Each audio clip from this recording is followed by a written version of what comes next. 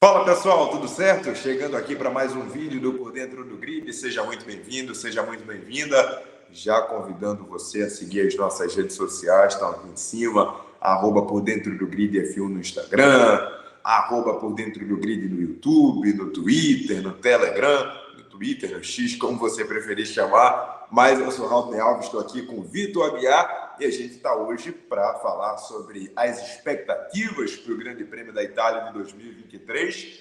Esse que seria, em tese, o segundo Grande Prêmio, o segundo GP em território italiano no ano, mas como não teve Imola, vai ser o primeiro e único, a primeira e única corrida na Itália. Vitor, vou ser bem sincero com você. Monza, eu sempre começo a semana com a expectativa aqui, ó, nas alturas. Essa pista nunca decepciona.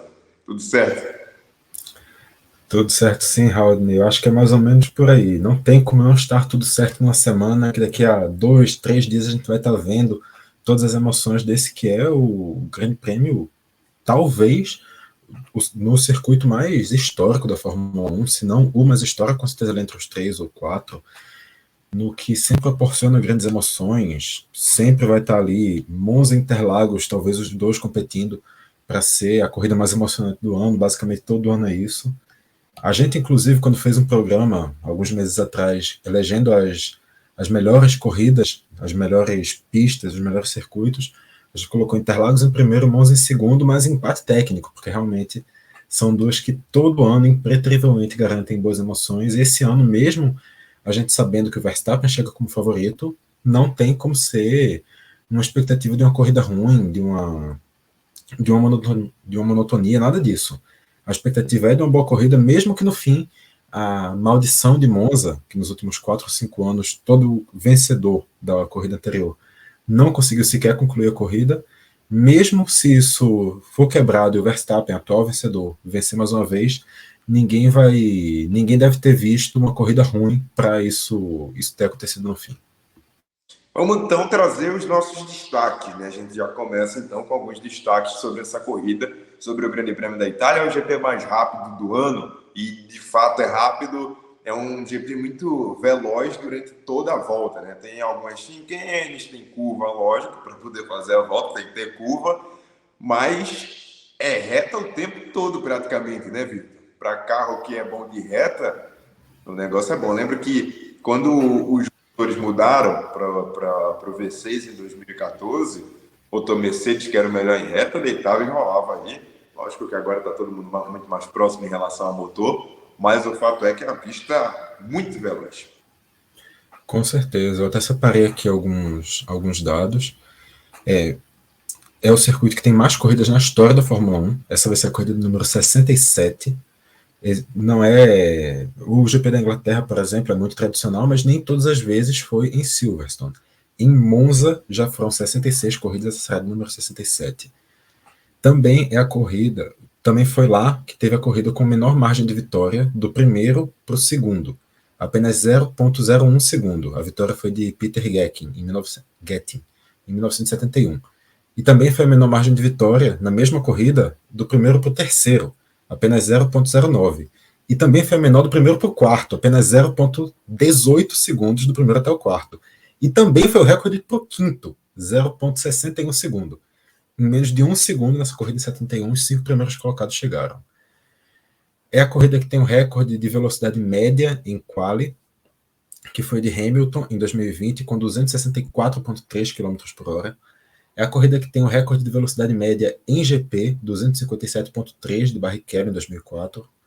E é a corrida que tem o recorde de velocidade recorde de velocidade total, no caso, recorde de pico de velocidade. O recorde de velocidade máxima em um GP de Fórmula 1, que foi de Juan Pablo Montoya em 2005, com 372,6 km. O único recorde de velocidade que não tem é o de velocidade máxima em um quali, que Bottas, correndo de Williams, conseguiu em 2016 em Baku.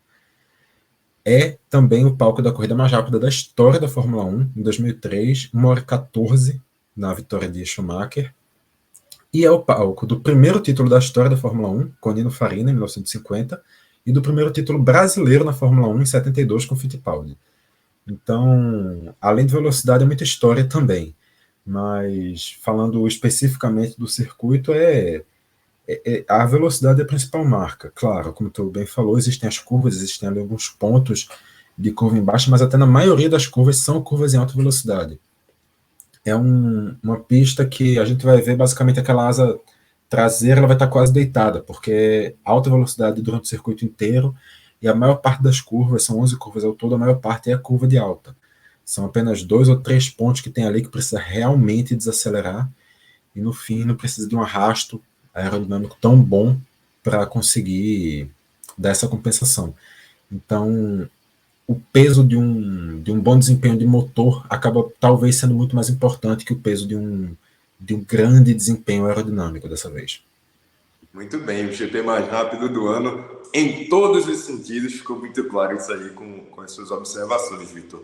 Seguindo aqui com os nossos destaques para esse fim de semana, o GP mais imprevisível do ano, talvez. A gente, se pegar o histórico das últimas corridas em Monza, essa imagem aí é uma imagem clássica. Eu confesso que quando ela aconteceu, eu estava assistindo e me arrepiei completamente, foi um momento muito emocionante.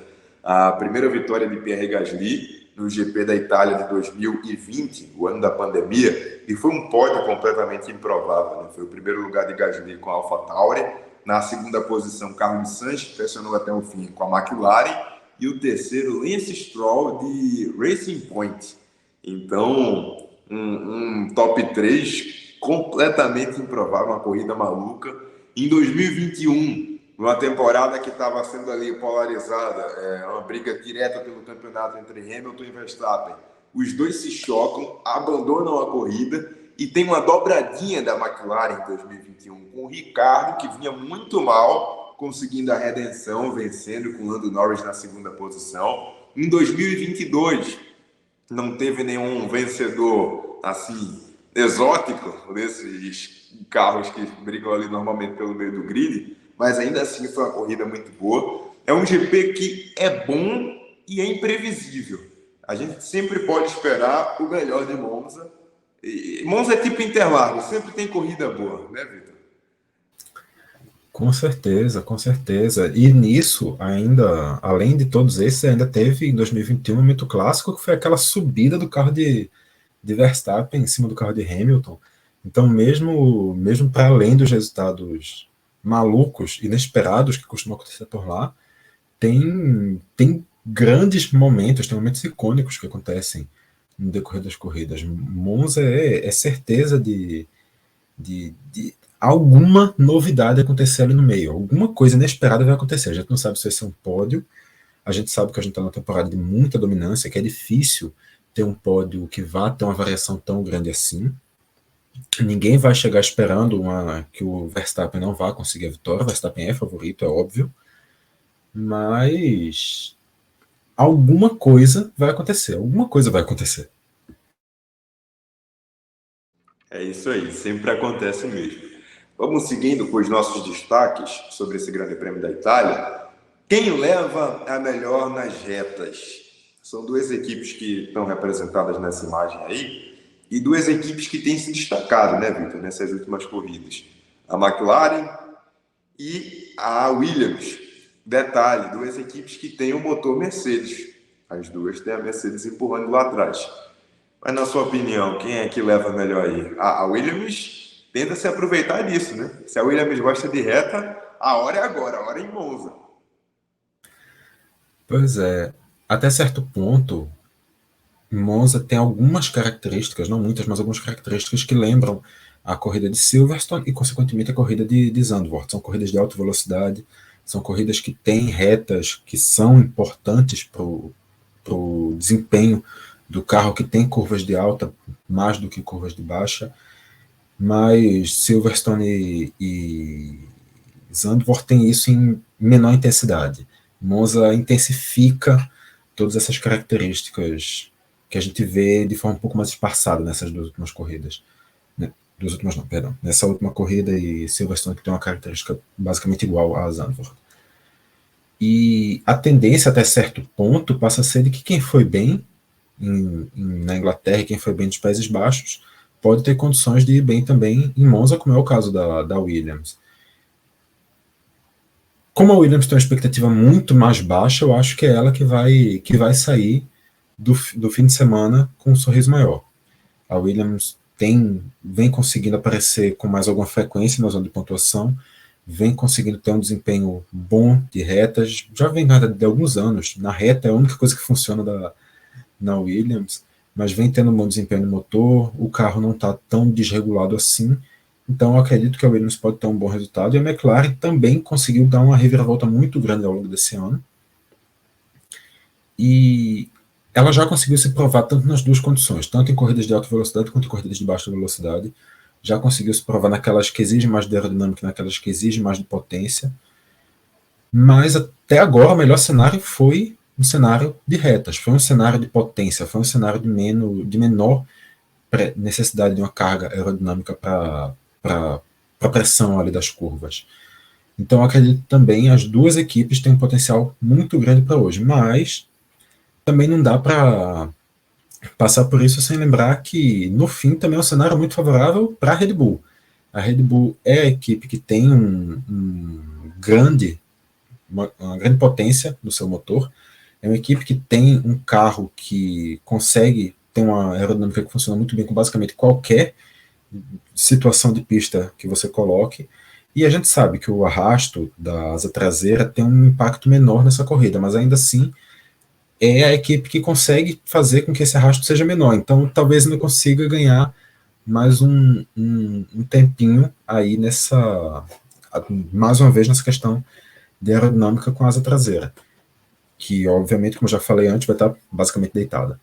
Então, no fim, quem vai levar melhor é a Red Bull, que já está lá por cima, então o impacto é menor, mas eu acho que essas duas equipes aí também têm muito potencial para conseguir um resultado um pouquinho mais surpreendente hoje, nesse fim de semana.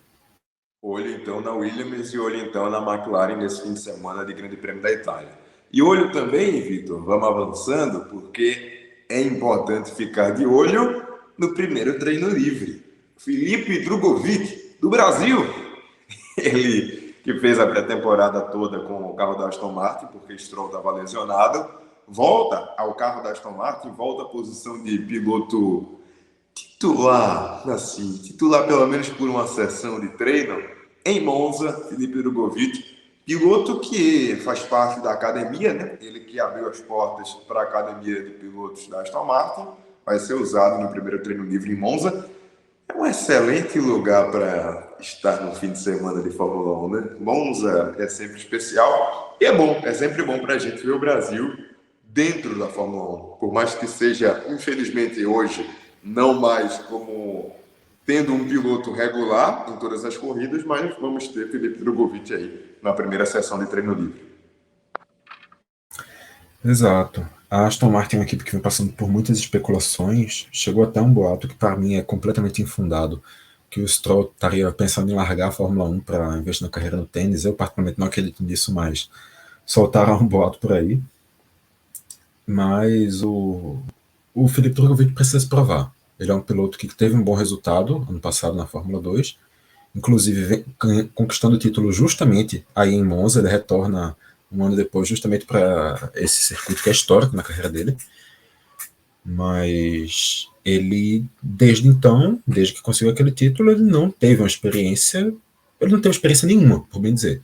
Ele cresceu ali por fora, correndo em situações de desenvolvimento, fazendo testes com simuladores, ajudando dentro da equipe, mas em situações internas. Ele não está tendo nenhuma carreira competitiva, por bem dizer.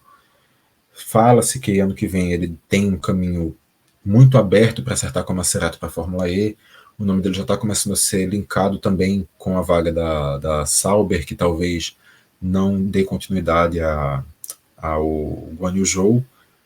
Mas, de um jeito ou de outro, essa é mais uma oportunidade dele mostrar serviço.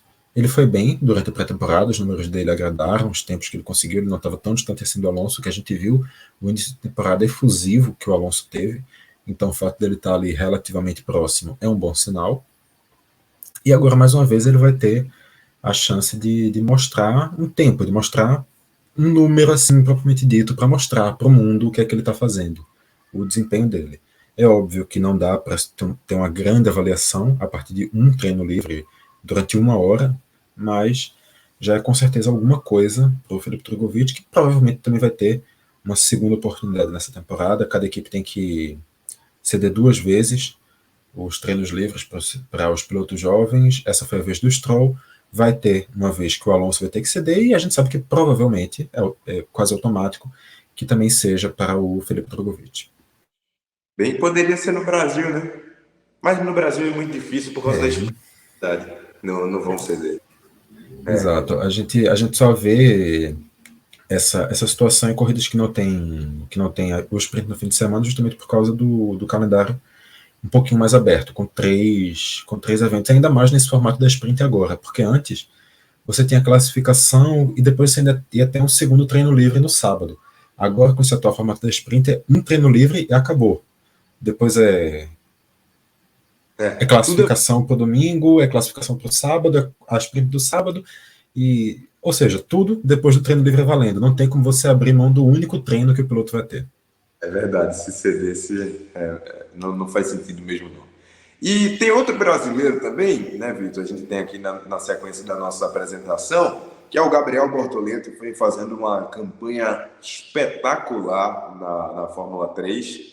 E se Max Verstappen vai ser tricampeão do mundo, é questão de tempo para isso acontecer, é inevitável também que Bortoleto seja campeão da Fórmula 3. Explique essa matemática para a gente, Vitor Guerra. Aliás, Bortoleto já poderia ter sido campeão até desde antes, né?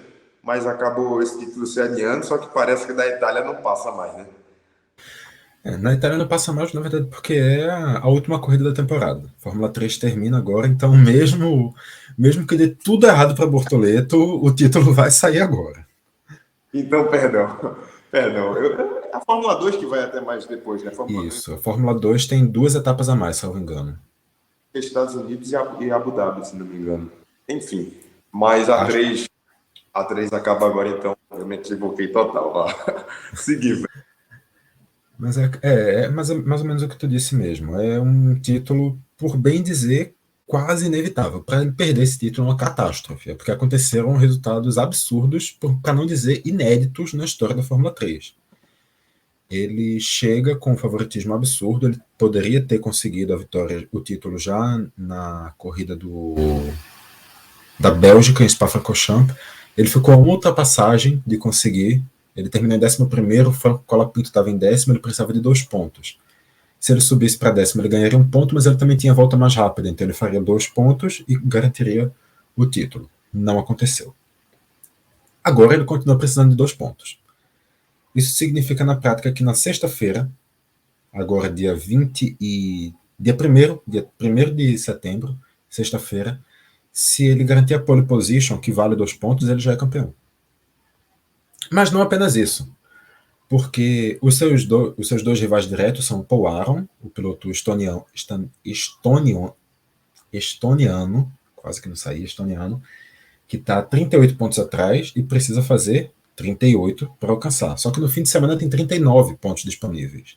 Então, se ele não fizer os 2 da pole position, ele já não tem mais chance de título. E o mesmo vale para o Pep Maria Martí, o espanhol, que está em terceiro. Está 39 pontos atrás e precisa fazer todos os pontos do fim de semana. Ganhar a corrida do sábado, ganhar a corrida do domingo, garantir a pole e a volta mais rápida na corrida do domingo. E ainda torcer para o Bortoleto não pontuar nenhum. Exato. O Martí tem que fazer todos os pontos e torcer para o Bortoleto não fazer nenhum. E o Aron tem que fazer 38, ou seja, só não fazer a volta mais rápida do domingo e o Bortoleto não pontuar, ou então fazer tudo e o Bortoleto fazer apenas 1. Na história da Fórmula 3, ninguém conseguiu fazer a pole, ganhar as 2 corridas e fazer a volta mais rápida. Isso é inédito. Se alguém conseguir fazer isso é porque realmente merece o título, porque fez um fim de semana que ninguém nunca na história da Fórmula 3 conseguiu. Então, na prática, são, salvo engano, 24 pilotos. O Bortoleto só não é campeão na sexta-feira se Aron ou Martí forem pole, ou seja, 2 de 24. Tem uma possibilidade, então, de 22 sobre 24 para o Bortoleto já ser campeão da Fórmula 2 na Fórmula 3 na sexta-feira. Rapaz. Convenhamos. Se não vier, é uma zebra histórica. Se não ganhar essa, do jeito que você explicou aí, é muito difícil. Até para pensar, é muito improvável. Tinha que ser tudo perfeito, mas não é pouco perfeito, não. É tipo, tudo extremamente perfeito e impecável. Seria histórico mesmo. Seria Não, realmente se muito. tivesse aquele. Sabe aquelas contagens de probabilidade que fazem no futebol? Pronto, Uhum. se fizessem isso na Fórmula 3, Bortoleto estaria maior que 99,9%. Não é, realmente. Então, muito provável que teremos um campeão brasileiro em Monza, Gabriel Bortoleto, do Brasil também. Oi, Isso. E Vitor. diga-se de passagem, primeiro confirmando-se, vai ser o primeiro título brasileiro na Fórmula 3, e não apenas desde que virou Fórmula 3, desde que o formato existe, desde os tempos de GP3, outros nomes independentes. O Brasil já venceu a Fórmula 2 em outros formatos, mas a terceira categoria é inédito. Ganhou a Fórmula 2 Piquet. Fórmula 2 teve, se não me engano, dois pilotos. Se não me engano, Nelsinho Piquet ganhou. Drogovic agora, Bruno, recentemente. Bruno Senna ganhou com certeza. Não Bruno sei se Senna. Nelson Piquet ganhou. Bruno Senna ganhou com certeza. E eu acho que teve alguém um pouquinho mais desconhecido que ganhou também. Mas Bruno Senna eu tenho certeza. Luiz Razia? Talvez tenha sido. Enfim, também não lembro não. Mas legal, né? Legal. A gente viu o Felipe Drogovic ser campeão no ano passado na Fórmula 2 e agora Gabriel Bortoleto deve ser campeão na Fórmula 3. Curiosamente, os dois em Monza. Roupa de casa. Eu gostei disso aí. Carro da Ferrari, lindo. Macacão também. Ferrari com pintura especial. E até pra gente comentar geral, Vitor, tem a Alfa Romeo também, né? Já pra gente ver as duas. Porque tanto a Ferrari como a Alfa Romeo, duas montadoras italianas, vão com pintura especial e macacão também especial nessa corrida, nesse Grande Prêmio da Itália. Eu achei os dois extremamente bonitos, hein, Vitor? Concordo. Eu acho que sempre que a Ferrari coloca o elemento amarelo ali no meio fica legal. Combina muito com a história, até mesmo a combinação das cores. Fica sempre legal. Fizeram isso ano passado em Monza. Trouxeram o macacão, inclusive, inteiramente amarelo, o carro com muito amarelo. Dessa vez ali um pouquinho mais discreto, mas também dando um destaque especial. E a Alfa Romeo, que em teoria corre com a bandeira suíça, já que já que é a Sauber, na verdade, né? Mas que tem essa ligação muito próxima com a Itália, já que a Alfa Romeo, a empresa Alfa Romeo, é uma empresa italiana, também traz esse preto com a bandeira da Itália destacada. Eu achei elegantíssimo, assim, simples, bonito, e trazendo uma referência a um carro histórico da montadora, que é esse 33 Stradale, que, no caso, o carro histórico da Aston Martin, da Alfa Romeo empresa, não da Alfa Romeo montadora, claramente. E os pneus também com esse detalhe cromado em dourado. A Alfa Romeo tem esse entalhe na calota, e dessa vez também mudou a cor para trazer um dourado, sei lá, um arzinho mais de refinado, talvez, um de luxo, não sei qual a intenção, mas que ficou também muito legal. Gostei dos dois modelos também. Muito bem. E para a gente já se encaminhar para a reta final desse nosso pré-GP, algumas informações sobre a Itália. Essa foto aí é muito massa, né? A histórica Monza, essa curva parabólica, né? A parabólica que hoje está bem menos perigosa e icônica, né? Vamos ser sinceros também. Perdeu um pouquinho aquele charme, o perigo dava um charme, mas lógico que é por uma boa causa, por uma questão de segurança, não dá mais para viver nesse perigo. Mas nos fale um pouco mais sobre a Itália, rapidamente, Vitor. A Itália, vou começar falando um pouquinho da política. A Itália atualmente é presidida, não, a primeira-ministra da Itália é a Giorgia Meloni, uma política de extrema-direita que assumiu o cargo entre o fim do ano passado e o início desse ano, não vou saber precisar exatamente, mas nessa virada de ano a Giorgia Meloni assumiu.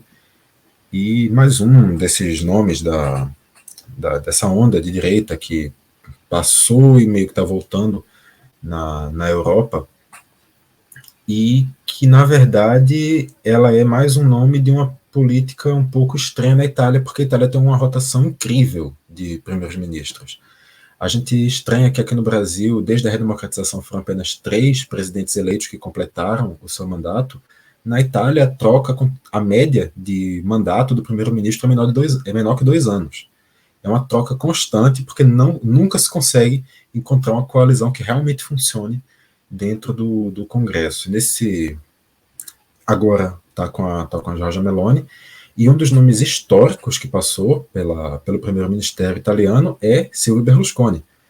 Silvio Berlusconi, que tem muita história justamente nessa região onde fica Monza. Monza é ali um pouquinho ao norte de Milão. Não sei justamente como seria essa interpretação lá, mas é o que a gente entenderia aqui no Brasil pela região metropolitana. Monza está logo ali ao norte de Milão. Milão, cidade histórica, cidade muito conhecida pelo luxo, pela moda também, uma das capitais internacionais da moda, e, obviamente, pelo futebol. A Inter de Milão e principalmente o Milan, que leva muito destacadamente o nome da cidade, e que foi presidido pelo próprio Berlusconi, pertenceu a Berlusconi durante muito tempo, um tempo muito áureo na história do Milan, ali no início dos anos 2000, e depois, quando se houve uma série de escândalos de corrupção, ele saiu do comando do Milan e faleceu recentemente, acredito que no ano passado, quando era dono de uma outra equipe de futebol, o Monza, justamente uma equipe que leva o nome do autódromo, daquela cidadezinha encrustada ali perto de Milão, e que estava iniciando a sua trajetória na primeira divisão italiana, comandada pelo Silvio Berlusconi. E essa relação de Monza com a Fórmula 1 é realmente histórica. Essa curva muito mais inclinada do que aquela curva que a gente vê em Zandvoort. Zandvoort são 18 graus de inclinação, essa aí eram 30. Então era uma situação muito mais perigosa. Se a gente já viu os carros escapando muito no fim de semana passado ali em Zandvoort, imagina como seria atualmente correr com 30 graus de inclinação. Mas foi assim durante muito tempo. Monza tem um circuito, na verdade ali são meio que 2 circuitos encostados. Um é aquele que a gente conhece clássico da Fórmula 1, e tem ali também um circuito oval, que a corrida meio que se revezava entre os dois, ia para um, cruzava para o outro, ficava nessa rotação, e tinha essas curvas, uma de cada lado. Atualmente só uma existe, mas não é mais utilizada na Fórmula 1, e que foi palco, obviamente, como você pode imaginar, de muitos acidentes, de algumas mortes. Então, por isso, principalmente por isso, eles alteraram esse circuito para ser apenas o circuito daquela... que no fim termina até parecendo com a mãozinha. Sempre rola o meme quando tem a corrida lá, que parece com a mãozinha italiana, que parece também com a bota do formato da Itália. Sempre rola esses memezinhos quando tem o GP da Itália.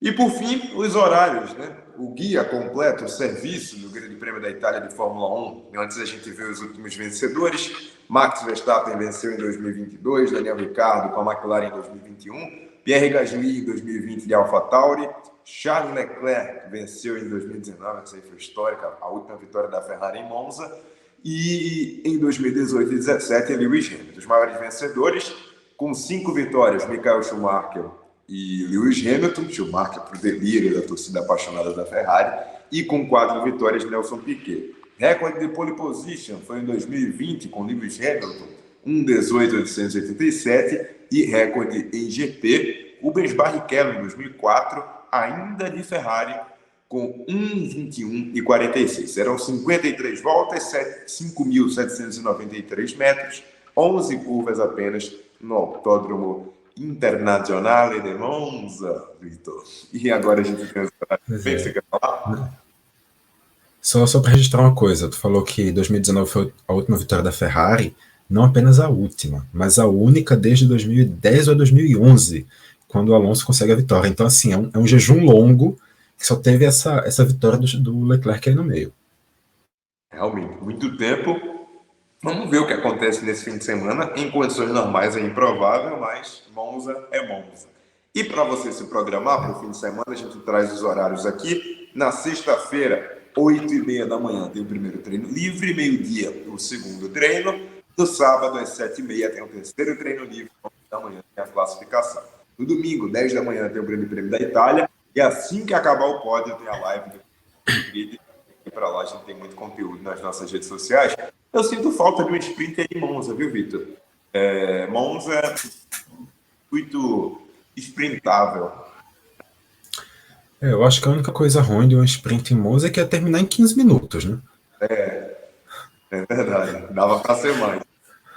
Todo mundo ali com o tanque um pouquinho mais leve, dando só um terço das voltas, isso é rápido demais. Ia terminar assim no piscar de olhos. É melhor deixar a classificação normal mesmo, porque pelo menos tem um tempinho a mais de piloto rodando.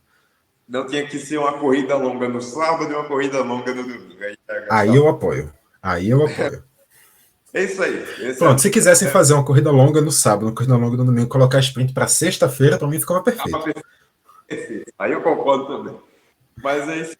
Grande Prêmio da Itália, expectativa lá em cima, sempre corridas boas em Monza. E a gente vai acompanhando tudo no Por Dentro do Grid. Siga as nossas redes sociais, dê essa moral pra gente se você veio até aqui. Então deixa o seu like também, se inscreva no canal, que a gente está sempre atualizando, está sempre me deixando por dentro do grid. Não é isso, Vitor Aguiar? Valeu, meu amigo, um abraço.